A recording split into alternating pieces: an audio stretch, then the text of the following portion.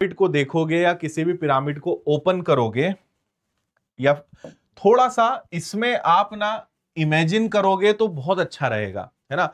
जितना आप कल्पना करके चलोगे, जितना आप इमेजिन करके चलोगे, उतना बेहतर यहां पे रहेगा। ओके।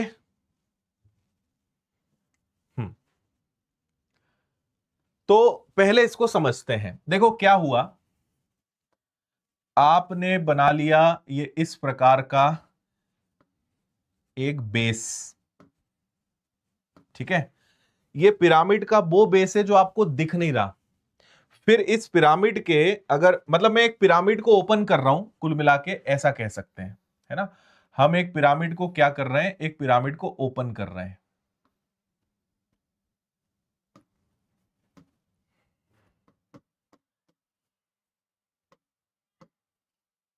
दिख रहा है क्या ये ठीक ठाक?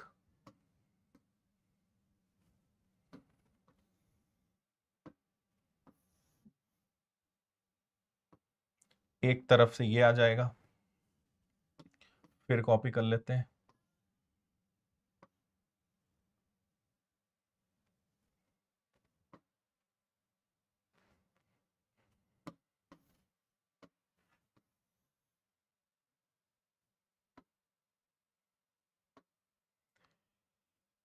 ये और ये दोनों सेम है, बस अंतर कितना है कि ये क्लोज्ड है और ये ओपन फिगर है। जस्ट इमेजिन, आपने बचपन में से कागज के बहुत खिलौने बनाए हैं। सिर्फ सोचो कि अगर मैं इन दोनों को फोल्ड कर दूं और इन दोनों को फोल्ड कर दूं तो क्या ये पिरामिड बन जाएगा? अगर आपका जवाब हां है तो आपको समझ आ रहा है, अगर आपका जवाब ना है तो फिर और समझाने की कोशिश करूंगा मैं भी आपको, क्योंकि मेरे पास ये भी रखा हुआ है ना, ये भी दिखाऊंगा मैं। तो मैंने जो बीच में बनाया है, आप समझिए कि वो ये है रेड। ये अगर इसको ओपन कर दें तो वैसा खुल जाएगा, इसको ओपन कर दें ऊपर खुल जाएगा, इसको ओपन कर दे इधर खुल जाएगा, इसको ओपन कर दिया इधर खुल गया, ये पिरामिड आपका खुल गया। समझे बात आप इतनी? ठीक है। और यही चीज मेरे पास बनी हुई भी है, जैसे ये आप इससे और समझ पाओगे।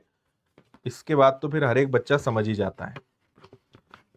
ये आप समझो कि ये मैंने एक पिरामिड को पकड़ के ऐसे बना लिया।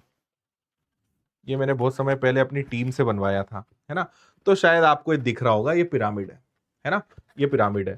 अब अगर ये खुल जाए तो ये सेम यही बनेगा। ये देखो, ये अगर खुल जाए तो ये इस प्रकार से आपका दिखेगा। ये डायग्राम अगर आपको समझ में आ गया तो आप पिरामिड के क्वेश्चन कर पाओगे, ठीक है। तो कहने का मतलब यह है कि कोई सा भी पिरामिड होगा वो आखिरी में उसके चारों तरफ वो त्रिभुजों से ही, सबसे कॉमन स्टैंडर्ड यही होता है। लेकिन हो सकता है कि पिरामिड 5 भुजा वाला भी हो, 6 भुजा वाला भी हो सकता है ना। त्रिभुज भी हो सकता है, पिरामिड ये भी हो सकता है। ये एक आपने मेन बीच में एक फिगर ले लिया, ये मेन बेस हो गया इसका, है ना, ये मेन बेस हो गया। पर ये एक इधर हो जाएगा, एक इधर हो जाएगा, एक इधर हो जाएगा, ये भी पिरामिड हो सकता है ना, ये भी पिरामिड हो सकता है। 5 भुजा वाला भी, 6 भुजा वाला भी पिरामिड हो सकता है, तो उसमें भी कोई दिक्कत नहीं है, ठीक है। ये भी पिरामिड हो सकता है। एक यहां हो जाएगा, एक यहां, एक यहां, एक यहां, एक ये, एक ये, एक ये भी हो सकता है। तो पिरामिड कितने भी होंगे, लेकिन उसके चारों तरफ जो उसकी पंखुड़ियां होंगी वो हमेशा त्रिभुज होगा, वो हमेशा ट्राइंगल होगा। ये एक बात आपको समझ में आ गई। अब दो बहुत इंपॉर्टेंट बात आपको समझाने जा रहा हूं, उसको समझना, क्योंकि उसका बहुत मेन रोल है। एक चीज है जिसको कहते हैं स्लांट हाइट, हिंदी में इसको कहते हैं तिर्यक ऊंचाई, है ना। और इसको शॉर्टकट में लिख रहा हूं मैं स्लांट और हाइट, ठीक है। दूसरे नंबर पे आता है स्लांट एज, जिसको कहेंगे तिर्यक किनारा या तिर्यक भुजा, तिर्यक किनारा या तिर्यक भुजा, और इसको हम कहेंगे इंग्लिश में स्लांट एज। अब मैं आपको दोनों बना के दिखा रहा हूं कि दोनों क्या होते हैं। अगर इस पिरामिड के ऊपर से इसको अगर इस प्रकार से बीचों बीच मिलाया जाए, मान लो यहां सेंटर में मिल रहा है, ये जो मैंने बनाया ना, इसी का नाम है स्लांट हाइट। ठीक है, इसका नाम क्या है? इसका नाम है स्लांट हाइट, जिसको हम क्या कह रहे हैं? तिर्यक ऊंचाई, ये इसी का नाम है। ठीक है, लेकिन अगर मैं यहां से शुरुआत करूं, यहां से, और अगर यहां मैं जाता हूं, ठीक है, और कौन सा कलर आपको अब दिखेगा? ये दिख रहा है क्या, ब्लू कलर? तो ये जो आपको दिख रहा है, इसका नाम पता है क्या है? इसका नाम है स्लांट एज। स्लांट एज, एक किनारा है, एक ऊंचाई है। यह फर्क आपको और पता होना चाहिए। अभी और मैं आपको समझा रहा हूं। ठीक है, देखो, ये आपको दिख रहा है, ये किनारा जो है, इस किनारा है, एज है, इंग्लिश में एज बोलते हैं, इसी का नाम है स्लांट एज। ठीक, अगर मैं इस पेन को यहां से यहां तक ऐसे देखूं कि भाई ये कितना, तो ये क्या कहलाएगा? ये कहलाएगा स्लांट हाइट, यानी तिर्यक ऊंचाई। समझ गए? तिर्यक किनारा, तिर्यक ऊंचाई। और अभी एक ऊंचाई अलग है जो पिरामिड के अंदर है ना। यहां सेंटर में खड़े होके आप सोचो कि आप पिरामिड के बीचों बीच खड़े हो, एकदम सेंटर में खड़े हो, है ना। तो पिरामिड में आप जो सेंटर से खड़े हो और आपके सर के ऊपर से यहां तक की, ये जो टिप तक की ऊंचाई जो अंदर है, वो मतलब मान लो मैं पेन को पिरामिड के अंदर ऐसे खड़ा कर दूं, ये पिरामिड की ऊंचाई है। ठीक है, तो तिर्यक ऊंचाई अलग है, पिरामिड की ऊंचाई अलग है, तिर्यक किनारा अलग है। स्लांट एज, स्लांट हाइट और हाइट, तीन चीजें इसके अंदर होती है। समझ पाए आप? है ना। कभी भी पिरामिड में फंस जाओ, है ना, कभी भी पिरामिड के क्वेश्चन में कंफ्यूज हो, सबसे बेस्ट तरीका है पिरामिड के अंदर अपने आप को खड़ा महसूस करो। कल्पना करो आप कि आप पिरामिड के अंदर हो और आप पिरामिड के अंदर एकदम बीचों बीच हो, आप कभी कंफ्यूज नहीं होंगे, है ना। तो अगर कोई व्यक्ति पिरामिड के बीचों बीच खड़ा है अंदर और उसके सर से एकदम ऊपर तक नापा जाए एकदम सीधी रेखा, तो वो कहलाएगी ऊंचाई, है ना। और ये दोनों आप समझ ही गए, ये कहलाएगी स्लांट हाइट, ये कहलाएगी स्लांट एज। क्लियर? इतनी बात समझ में आ गई, है ना। और यही चीज यहां पे मैं समझा सकता हूं आपको। ये जो है, ऐसे अगर मैं देखूंगा तो स्लांट हाइट, और ये किनारा देखूंगा तो स्लांट एज। क्लियर? आगे चले, मजा आ रहा है? बिल्कुल नेचुरल बॉय। ओके,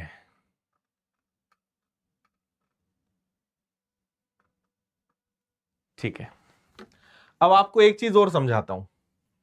इस पिरामिड में सबसे ज्यादा किसी चीज की जरूरत पड़ेगी तो वापस से समकोण त्रिभुज। मैं आपको बताता हूं कैसे। आपने यहां से यहां तक एक रेखा खींची और यहां से यहां तक एक रेखा खींची, ये हमेशा समकोण त्रिभुज बनेगा। प्रैक्टिकल भी करके बताऊंगा मैं, इसको और सीख लो। ये आपने अगर बनाया, ब्लैक कर देता हूं इसको मैं, या क्या कर दूं, रेड कर देता हूं, है ना। और ठीक इसी प्रकार इसको भी इससे मिला दूं, इसको भी मैं रेड कर दूं, और ठीक इसी प्रकार इन दोनों को भी आपस में मिला दूं। तो ये हमेशा पता है क्या है, ये हमेशा बनेगा एक समकोण त्रिभुज। ठीक है, ये क्या बनेगा? ये समकोण त्रिभुज बनेगा। तो ये इसकी तिरछी ऊंचाई है, तो ये स्लांट एज है ना। ये स्लांट हाइट है, जो कि इसके लिए लंब कहलाएगा, ये इसके लिए आधार कहलाएगा।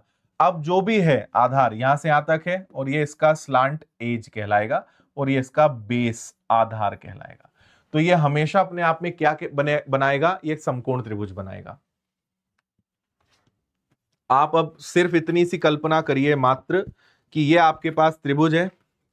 अगर मैं यहां से एक लंब खींच दूं कुछ इस प्रकार से, तो ये समकोण त्रिभुज नहीं बन जाएगा, है ना। तो यहां पे ये जो लंब होगा ये क्या कहलाएगा? ये स्लांट हाइट कहलाएगी। फिर हो गया स्लांट एज और बेस आधार। ठीक है, और ये जो स्लांट हाइट है इसको एल भी कहते हैं। एल कहें तो भी यही समझ लेना, है ना, इसको एल भी बोल सकते हैं। चले भाई आगे। ये ओरिजिनल पिक्चर है। ये जब ऐसा माना जाता है कि जब एक्चुअल में पिरामिड बने होंगे तब वो ऐसे दिखते होंगे, लेकिन आज रियल में पिरामिडों की हालत ऐसी है ना। और यहां पे आपको जो चींटियों जैसे दिख रहे हैं ये लोग हैं। तो कल्पना करिए कि ये आदमी खड़ा है और ये पिरामिड है, क्या हाइट और कितनी जबरदस्त चीज बनाई होगी। और ये दूर दूर पे और पिरामिड है, और ये शायद गीजा या जो भी नाम है, मतलब मुझे याद नहीं, वो शहर है और उससे लगे हुए ये पिरामिड है। इजिप्ट आपने सुना होगा, इजिप्ट जिसको हिंदी में मिस्र कहते हैं, ये वहां के पिरामिड है। ठीक है, गीजा ही है ना। चलो अब आते हैं इसके फॉर्मूले पे। यहां पर भी सेम बात आएगी। पहला जो फॉर्मूला है आपका क्षेत्रफल, जिसको कहेंगे वही वक्र पृष्ठ का क्षेत्रफल कह सकते हैं। तो वक्र पृष्ठ का या lateral surface area, curve surface area एक ही बात है।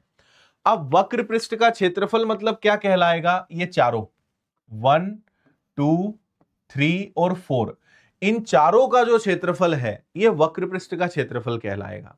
और अगर इसमें आधार और आपने जोड़ दिया, ये बेस और जोड़ दिया, तो ये 5 नंबर और आपने जोड़ दिया तो आपका संपूर्ण पृष्ठ बन जाएगा। समझ गए दोनों में डिफरेंस। चारों भुजाओं को लोगे, मतलब चारों पृष्ठ को लोगे, 4 हो 5 हो 3 हो जो भी हो, वो आपका वक्र पृष्ठ है। आधार को अगर आपने ले लिया तो वो क्या बन जाएगा, वो आपका संपूर्ण पृष्ठ बन जाएगा। और आयतन का मतलब आपको पता ही है, तो ये सेकंड नंबर पे संपूर्ण पृष्ठ है और तीसरे नंबर पे आपके पास आयतन है। तो वक्र पृष्ठ के क्षेत्रफल का फिलहाल सूत्र बस याद करेंगे। आपको अगर ये सीखना है कि सूत्र कैसे बना, YouTube पर class number 12, mensuration class number 12 YouTube पे देख लेना, सिखाया है मैंने कि ये फॉर्मूला कैसे बना है। तो वक्र पृष्ठ का क्षेत्रफल का सूत्र है कि भैया आधार का परिमाप ले लो, देखो आधार का परिमाप ले लो, तिर्यक ऊंचाई ले लो और उसका क्या कर दो, उसका आधा कर दो, ये इसका सूत्र है। और कल जो क्वेश्चन आए थे उसमें आयतन के और वक्र पृष्ठ के डायरेक्ट क्वेश्चंस आए थे, वैल्यू रख के सॉल्व करना था और कुछ नहीं था। संपूर्ण पृष्ठ में क्या होगा कि जो वक्र पृष्ठ है वो तो रहेगा, उसमें एक चीज और जुड़ जाएगी और वो क्या है, आधार का क्षेत्रफल। और आयतन का सूत्र क्या होता है, आधार का क्षेत्रफल इंटू ऊंचाई। किसका निकाला था आपने अभी, प्रिज्म का, बस उसका 1/3 कर दो, उसका 1/3 कर दो, दैट्स इट। 1/3 आधार का क्षेत्रफल इंटू ऊंचाई, खत्म। आया क्या समझ में, कैसे बने वो बस अभी समझाना थोड़ा सा आपको मुश्किल है। क्लियर भाई। चलो अब आपको एक चीज और मैं बहुत महत्वपूर्ण सिखा दूं, फिर हम प्रश्नों की तरफ चलेंगे और इसको समझते हैं। जैसे मैं एक पिरामिड यहां पे बनाने की कोशिश करता हूं, ठीक है। यहां से एक भुजा को मैं लेके गया यहां,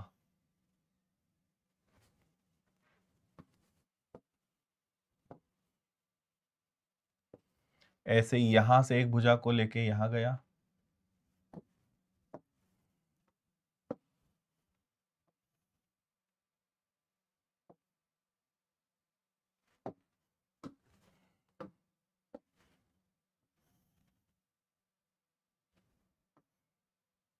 और ये हो गया, ठीक है। ये भी क्या है, एक पिरामिड है ना। बेस इसका एक स्क्वायर मान लो, फिलहाल तिरछा बनाया है ताकि हम चारों को एक जगह जोड़ पाए। तो ये हो गया आपका। अब इसी बेस को मैं एक्चुअल में अगर सीधा कर लूं, ये बेस एक्चुअल में तो ऐसा है, पर डायग्राम बनाने के लिए अपनी सुविधा के हिसाब से हमने ले लिया। अब एक चीज ध्यान रखना कि अगर आप एकदम सेंटर में खड़े हो, अगर आप एकदम केंद्र में खड़े हो, अगर आप सीधे जाओगे, यहां से सीधे जाओगे, तो आप स्लांट हाइट, तिर्यक ऊंचाई को टच करोगे। और यहां से कभी भी आप अगर तिरछे जाओगे, कभी भी तिरछे जाओगे, तो यहां पे आप स्लांट एज को टच करोगे। ये बात कितने लोगों को समझ में आई, यस या नो करके बता दो जल्दी, है ना। जस्ट इमेजिन, मैं आपके लिए फिर से पिरामिड लेकर आ रहा हूं। ये पिरामिड है, सोचो आप यहां खड़े हो सेंटर में। तो अगर आप सेंटर में खड़े हो और आप मान लो ऐसे तिरछे जाओगे, तिरछे जाओगे, तो तिरछे जाओगे तो ये किनारे को टच करोगे यहां, और यहां सेंटर में खड़े होके ऐसे जाओगे, यहां टच करोगे, तो आप किसको टच करोगे, आप स्लांट हाइट को टच करोगे, तिर्यक ऊंचाई को टच करोगे। ये बहुत खतरनाक चीज है, अभी आपको समझ में आएगा। छोटी छोटी चीज है लेकिन, है ना, पूरे बोलते हैं ना हिंदी में, छर्रे उड़ा देती है छोटी छोटी चीजें। और ये कई बच्चों को समझ नहीं आती, और मैं इतने आपको प्यार से और आसान करके समझा रहा हूं, और आप अभी सीखोगे, एक बार बस आज की क्लास का ये जो बता रहा हूं इसका रिवीजन कर लेना और क्वेश्चंस लगाना, मस्त तरीके से प्रश्न बनेंगे। और मैं तो आपको थोड़ा हाई लेवल ही कराऊंगा, तो एग्जाम में और चीजें इजी ही आपको आनी है, तो कोई दिक्कत ही नहीं आएगी। वेरी गुड, क्या बात है, बहुत लोगों को समझ में आ गया यार, बढ़िया है। अब आ जाओ जरा। अब देखो, आपका जो एक पिरामिड है वो एक त्रिभुज भी हो सकता है ना, समबाहु त्रिभुज भी हो सकता है, तो उसके अपने अलग सूत्र हैं। अब मैं अभी इनको समझा नहीं पाऊंगा। आपका जो पिरामिड है वो एक वर्ग पर भी खड़ा हो सकता है, ठीक है, ये एक त्रिभुज पे खड़ा हुआ था, ऐसा भी पिरामिड हो सकता है, वर्ग पे भी खड़ा हो सकता है। आपका जो पिरामिड है वो एक आयत पे भी खड़ा हो सकता है ना, ऐसे आयत पे भी खड़ा हो सकता है। और आपका पिरामिड जो है वो हेक्सागन है ना, ऐसा भी खड़ा हो सकता है। वो 1 2 3 4 5, एक ये हो गया, एक ज्यादा बना दिया क्या मैंने, 1 2 3 4 5 6 7 8 हो गए, तो ज्यादा हो गया यार, हेक्सागन बनाना है ना।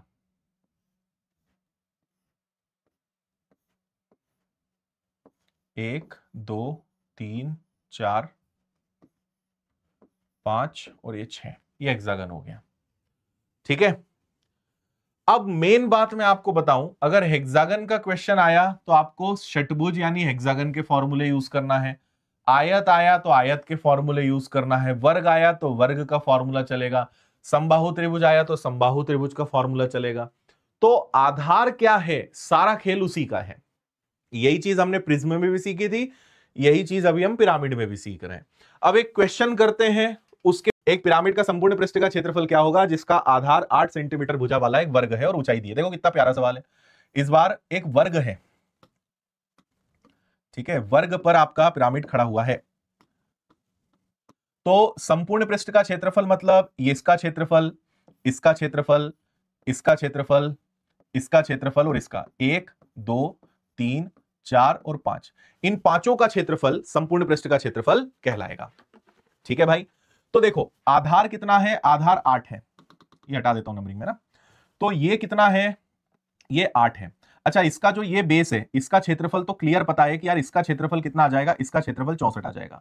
अब ये चारों त्रिभुज का क्षेत्रफल पता लगा लें, चारों त्रिभुज का क्षेत्रफल पता लगा लें, तो चारों त्रिभुज का क्षेत्रफल प्लस आधार का क्षेत्रफल is equal to total surface area, संपूर्ण पृष्ठ का क्षेत्रफल। Okay done. तो आधार का क्षेत्रफल भुजा का वर्ग, क्योंकि वर्ग है तो भुजा का वर्ग 8 का स्क्वायर कर दिया। अब त्रिभुज का क्षेत्रफल कैसे निकालोगे भाई, तो तुम्हें यह तो पता है कि ये क्या है, आधार है, इसकी ऊंचाई पता चल जाए तो काम हो जाएगा तुम्हारा, है ना। त्रिभुज की ऊंचाई पता चल जाए, ये ऊंचाई वापस से स्लांट हाइट तिर्यक ऊंचाई का काम करेगी। तो फिर इमेजिन करो कि तुम यहां खड़े हो, ये पिरामिड की ऊंचाई है जो पेन है, और ऊंचाई कितनी दी है, पिरामिड की ऊंचाई 3 दी हुई है ना। तो पिरामिड की ऊंचाई 3 दी है, यहां से तुम यहां तक चल के जाओगे, देखो ये पूरा 8 है, अगर केंद्र से तुम यहां तक चल के जाओगे तो यहां से यहां तक अगर ये पूरा 8 है तो उसका आधा 4 होगा, तो तुम यहां से यहां तक चल के गए। अब ये निकालना है, और 3 4 5 का ट्रिपलेट होता है, या पाइथागोरस प्रमेय लगा दो, 3 4 5 का ट्रिपलेट या पाइथागोरस प्रमेय लगा दो, एक ही बात है, समझ गए। तुम यहां खड़े हो, ये आगे इसकी ऊंचाई जो कितनी है 3 है, ये भुजा है 8, यहां से यहां तक चल के जाओगे तो आधा हुआ ना, ये 8 है, केंद्र से जाओगे तो 4, तो तुम यहां खड़े हो, ये पिरामिड की ऊंचाई है, इतना तुम चल के गए, तो ये तिरछी ऊंचाई एल या जिसको हम स्लांट हाइट कह रहे हैं इतनी देर से, वो 5 है, तो बस हो गया। अब त्रिभुज कितने हैं, 4, 1/2 बेस, त्रिभुज का आधार कितना है, तो त्रिभुज का, इस त्रिभुज को देखना, इस त्रिभुज का आधार कितना है, इसका आधार है 8, और इसकी ऊंचाई कितनी है, ऊंचाई है 5 प्लस 64, 8 × 5 40 का आधा 20, 20 × 4 80, 80 में 64 जोड़ दो 144, ये आ गया संपूर्ण पृष्ठ का क्षेत्रफल। छुट्टी आपकी बस। पिरामिड का आयतन 108√2 घन सेंटीमीटर है, आधार एक समबाहु त्रिभुज है। देखो भैया, समबाहु त्रिभुज पर आपका एक पिरामिड खड़ा है, तो पिरामिड हमेशा ओपन बना लिया करो तो कंफ्यूजन नहीं होगा, है ना। पिरामिड की ऊंचाई क्या है, देखो आयतन का सूत्र क्या होता है, आयतन का सूत्र होता है 1/3 area of triangle into pyramid की हाइट, है ना। तो वॉल्यूम कितना दिया है, वॉल्यूम दिया है 108√2, 1/3 पिरामिड का बेस का क्षेत्रफल √3/4 इंटू भुजा का वर्ग। तो आपको भुजा दी है क्या, भुजा दी हुई है, समबाहु त्रिभुज की भुजा दी हुई है, समबाहु त्रिभुज की भुजा है 3√6, और आपको पिरामिड की हाइट पता है क्या, नहीं पता है, निकाल लो, कितना इजी क्वेश्चन है, ऐसे ही सवाल आएंगे आपके बस, वैल्यू पुटिंग। ठीक है, 1/3 त्रिभुज कौन सा है, समबाहु त्रिभुज है, तो समबाहु त्रिभुज का क्षेत्रफल इंटू पिरामिड की ऊंचाई। तो आप इसको अगर ध्यान से देखो, ये 108√2 है ना, ठीक है, तो इसको अभी हम यही रहने देते हैं। ये हो गया आपका कितना, 108√2, 1/3 भी अभी रहने दो, √3 भी अभी रहने दो, 4 को भी रहने दो, और 3 का वर्ग हो जाएगा 9, 3 का वर्ग 9 और √6 का 6, तो 9 इंटू 6 ये कितना आ जाएगा 54, इंटू में कितना आ जाएगा, इंटू में आ जाएगा आपका ऊंचाई। क्लियर भाई, है ना। और क्या उड़ा सकते हो, तो 54 से अगर देखने जाओगे तो ये एग्जैक्ट 2 बार कैंसिल हो जाएगा। ठीक है, इसके अलावा कुछ नहीं होगा। 4 का 3 गुना 12, 12 का दुगना आ गया 24, ऊपर है √2 और नीचे ये √3 आ जाएगा, है ना। लेकिन ऑप्शन ऐसा नहीं है, तो आप क्या करेंगे, √3 का गुणा √3 का भाग, परिमयीकरण। तो ऊपर हो जाएगा 24, √3 और √2 का गुणा होकर बनेगा √6, और नीचे √3 क्या बन जाएगा 3, 3 से उड़ाओगे 24 उड़ेगा 8 बार और 6, ये है आपके पिरामिड की हाइट, ऑप्शन ए, 8√6। ओके भाई।